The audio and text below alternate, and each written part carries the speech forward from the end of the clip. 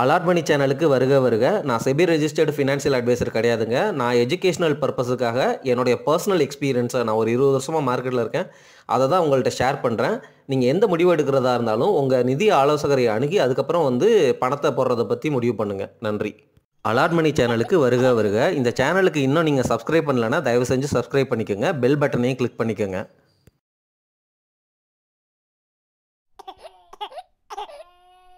அனைவருக்கும் வணக்கம். கடந்த சில மாதங்களாக மார்க்கெட் கீழே போயிட்டுருக்கு. அதாவது நிஃப்டியோடைய இண்டெக்ஸ் செப்டம்பரில் தான் பீக் தொட்டுச்சு. அதிலிருந்து ஒரு 10% மேலேயே கரெக்ட் ஆயிடுச்சு. சரிங்களா? யாரெல்லாம் இந்த செப்டம்பர் அக்டோபர் பீரியடில் இன்வெஸ்ட் பண்ண உள்ளே வந்தீங்களோ உங்களுக்கு இப்போ லாஸ் நிறையவே இருக்கும். ஒரு 8-9% கூட லாஸ் இருக்கும். இண்டெக்ஸில் போட்டிருந்தீங்க அப்படின்னா இண்டிவிஜுவல் ஸ்டாக்ஸில் இதை விட அதிகமாக கூட இருக்கலாம். கவலைப்படாதீங்க. இதுதான் உங்களுக்கு நல்ல ஆப்பர்ச்சுனிட்டி. மார்க்கெட் கீழே போகுது அப்படிங்கிறது நல்ல ஆப்பர்ச்சுனிட்டி. நீங்கள் சிப் பண்ணிகிட்ருக்கீங்க அப்படின்னா மியூச்சுவல் ஃபண்டுலேயோ அல்லது இண்டெக்ஸ் இடிஎஃப்லேயோ நீங்கள் மாதம் ஒரு தொகையை போட்டுட்ருக்கீங்க அப்படின்னா தயவு செஞ்சு அதை கண்டினியூ பண்ணிகிட்டே வாங்க. உங்களுக்கு அந்த பணம் 15 வருஷம் கழித்து தான் நான் எடுப்பேன் அப்படிங்கிற பிளானில் ஸ்டார்ட் பண்ணியிருந்தீங்க சிப்பை அப்படின்னா அந்த சிப்பை எக்காரணத்தை கொண்டு நிறுத்தாதீங்க. உதாரணமாக நான் இந்த மாதிரிலாம் மார்க்கெட்டில் பேசுகிறாங்க. அதையும் நான் உங்கள்கிட்ட ஷேர் பண்ணுறேன். ஒவ்வொரு மாதத்துலையும் ஒரு best day of the market இருக்கும்ல. அதாவது என்னென்னா அந்த மாதத்தில் அதுதான் லோவஸ்ட்டு பாயிண்ட்டுன்னு இருக்கும். அந்த பாயிண்டில் போய் ஒருத்தர் இன்வெஸ்ட் பண்ணுறாரு அப்படின்னா அவர் அதிக யூனிட்ஸை அல்லது அதிக ஸ்டாக்ஸை வாங்கியிருப்பார் அப்படிங்கிறது தான் அதுக்கு அர்த்தம். ஒருத்தர் அதே மாதத்தில் வர்ஸ்ட் டே, அதாவது என்ன, அதே மாதத்தில் எது ஸ்டாக் இண்டெக்ஸோடைய பீக் பாயிண்ட்டு, புரியுதுங்களா, அந்த பாயிண்டில் அவர் இன்வெஸ்ட் பண்ணுறாரு. இன்னொருத்தர் ஒரு டேட்டை எடுத்துகிட்டு அந்த டேட்டில் எதை பற்றியும் கவலைப்படாமல், for example 10th of every month அப்படிங்கிற மாதிரி டேட்டை எடுத்துகிட்டு அந்த மாதத்தில் அந்த தேதிக்கு சிப் பண்ணிகிட்டே போகிறாரு. இப்போது இந்த 3 பேர்த்துக்கும் ஒரு ரொம்ப லாங் பீரியடில் நீங்கள் எடுத்து பார்த்தீங்கன்னு வச்சுக்கோங்களேன், கிட்டத்தட்ட ஒரு 1996 இப்போ 2024 வரைக்கும் எடுத்து பார்த்தீங்க அப்படின்னா இவங்களுடைய ஆவரேஜ் ரிட்டர்ன் அப்படின்னு பார்த்தீங்கன்னு வச்சுக்கோங்களேன், best day every month best day அப்படிங்கிறது ரொம்ப கஷ்டம். அப்படி பெஸ்ட் டே பிடிச்சவருக்கு 15% சிஏஜிஆர் கிடச்சிருக்கு. ஃபஸ்ட் டே பிடிச்சவருக்கு 14.5% கிடச்சிருக்கு. அந்த ஃபிக்ஸட் டேட்டு ஒருத்தர் சூஸ் பண்ணார் இல்லைங்களா, 10வது டேட்டு அந்த மாதம், அதாவது 10th ஆஃப் எவ்ரி மந்த்துன்னு சூஸ் பண்ணார்ல, அவருக்கு 14.7% கிடச்சிருக்கு. ஸோ லாங் ரன்னில் உங்களுக்கு ரிட்டர்ன் பெருசாலாம் டிஃப்ரென்ஸ் வந்துடாது சிஏஜிஆரில். அதனால் நீங்கள் சிப் பண்ணுறவராக இருந்தால் தயவு செஞ்சு சிப்பை தொடர்ந்து கண்டினியூ பண்ணிகிட்டே வாங்க. மார்க்கெட் ஏறும்பொழுதோ நீங்கள் தைரியமாக சிப் பண்ணிங்க. இப்போ இறங்கும் பொழுது சிப் பண்ணுறதை நிறுத்தாதீங்க. உங்கள் ஆப்பர்ச்சுனிட்டியை லாஸ் பண்ணாதீங்க. உங்களுக்கு உண்மையிலேயே அந்த எக்ஸ்ட்ரா காசு வேணும், அதாவது என்னென்னா நம்மளுக்கெல்லாம் என்ன ஆசை, மார்க்கெட்டில் அந்த லோவஸ்ட் பாயிண்டில் வாங்கணும்னு தானே ஆசை. அப்படி நீங்கள் யோசிக்கிறவராக இருந்தால் மியூச்சுவல் ஃபண்டில் டைரக்ட் போங்க. மியூச்சுவல் ஃபண்டு நீங்கள் வாங்குகிற மியூச்சுவல் ஃபண்டு அல்லது சிப் பண்ணுற மியூச்சுவல் ஃபண்டில் டைரக்ட்டுங்கிற வார்த்தை இருக்கணும்னு நான் சொல்லியிருக்கிறேன். அதுக்கு தான் எக்ஸ்பென்ஸ் ரேஷியோ, கமிஷன்லாம், ஃபீஸ் எல்லாம் கம்மி அப்படின்னு நான் தொடர்ந்து சொல்லிகிட்டே வர்றேன். அது செக் பண்ணுங்கள். மியூச்சுவல் ஃபண்டு டைரக்ட் இல்லாமல் இண்டெக்ஸ் இடிஎஃப் பண்ணிங்கன்னா அந்த மியூச்சுவல் ஃபண்டுக்கு நீங்கள் வருஷம் கொடுக்குற அந்த 1.5%ங்கிறது அப்படியே பாதியாக கூட குறைஞ்சி போயிடும். ஏன்னா இண்டெக்ஸ் இடிஎஃப் லாங் ரன் உங்களுடைய இன்வெஸ்ட்மெண்ட் ஜேர்னி 15 வருஷத்துக்கு நான் சிப் பண்ணியே ஆவேன், 20 வருஷத்துக்கு நான் சிப் பண்ணியே ஆவேன் அப்படின்னா நீங்கள் இண்டெக்ஸ் இடிஎஃப் போட்டுக்கோங்க. உங்களுக்கு அழகாக வருஷம் 1.5%, 2% சேவ் பண்ணுவீங்க. அது உங்களுக்கு நல்ல சேவிங்ஸாக இருக்கும் லாங் ரன்னில். அதே போல் டைம் பண்ணுறதும் உங்களுக்கு பெருசாக நம்மளை மாதிரி ரீட்டைல் இன்வெஸ்டர்ஸுக்கெலாம் ரொம்ப டூ மச்சாலாம் நீங்கள் ஒரி பண்ணிக்க வேணாம். சரிங்களா? அந்த மாதிரி சிப் பண்ணுறதை தொடர்ந்து பண்ணிகிட்டே வாங்க. மார்க்கெட்டு கிராஷ் ஆக ஆரம்பிச்சிருக்கு, இன்னும் ஒரு 8%லாம் கிராஷ் ஆக ஆரம்பிச்சிருச்சுன்னா, நீங்கள் சிப் பண்ணுறது வந்து ரூ. 1000 பண்ணுறீங்க அப்படின்னா ரூ. 2000 பண்ணுங்கள், ஒன்றும் தப்பே கிடையாது. அதே சமயம் இன்னும் வந்து அதாவது என்ன 20% உடஞ்சதுக்கப்புறம் ரூ. 2000 பண்ணுங்கள். அதுக்கப்புறமும் இன்னும் 20% உடச்சிருச்சுன்னா பல்க் இன்வெஸ்டிங்கில் நல்ல நல்ல ஸ்டாக் உங்களால் வாங்க முடியல அப்படிங்கிற பட்சத்தில் இண்டெக்ஸ்லேயே வந்து பல்க் இன்வெஸ்டிங் பண்ணுங்கள். உங்களுக்கு லாங் ரன்னில் 15 வருஷம்லாம் கழித்து பார்த்தீங்கன்னா அந்த பல்க் இன்வெஸ்டிங் ஒரு 40% மார்க்கெட் உடஞ்சதில் நீங்கள் பண்ணதுங்கிறதோடைய ப்ராஃபிட் வந்து ரொம்ப ஜாஸ்தியாகவே இருக்கும்.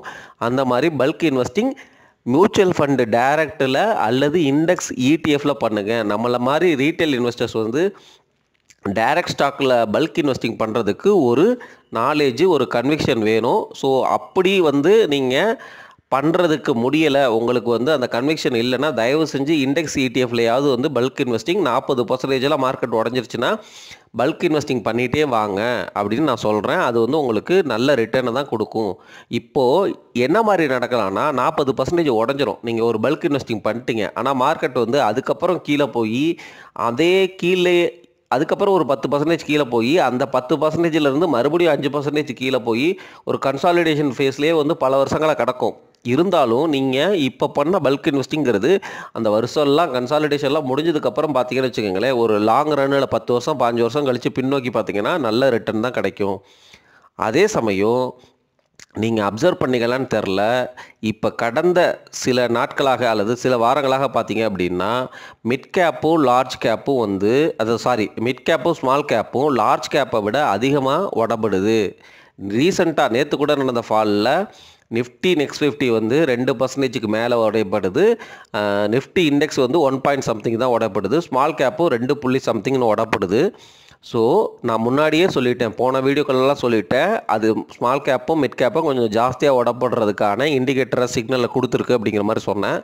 அதுதான் நடந்துகிட்டு இருக்கு. ஒருவேளை நீங்கள் ஸ்மால் கேப் இண்டெக்ஸில் நல்ல ப்ராஃபிட்டில் இருக்கீங்க அப்படின்னா, ஃபார் எக்ஸாம்பிள் 2-3 வருஷத்துக்கு முன்னாடி தான் வந்திருக்கீங்க, 4 வருஷத்தில் தான் வந்திருக்கீங்க, நீங்கள் போட்ட காசு வந்து 3x 2x அந்த மாதிரிலாம் இருக்குது அப்படின்னா அதில் ஒரு போர்ஷனை எடுத்து லார்ஜ் கேப்புக்கோ அல்லது லார்ஜ் கேப் இண்டெக்ஸுக்கோ உங்களுக்கு நல்ல நாலேஜ் இருக்குன்னா அந்த இண்டிவிஜுவல் ஸ்டாக்ஸு நல்ல நல்ல பெரிய கம்பெனிகள், நல்ல ப்ளூ சிப் கம்பெனிகளில் அந்த மாதிரி முதலீடு பண்ண ஆயத்தப்படுங்க.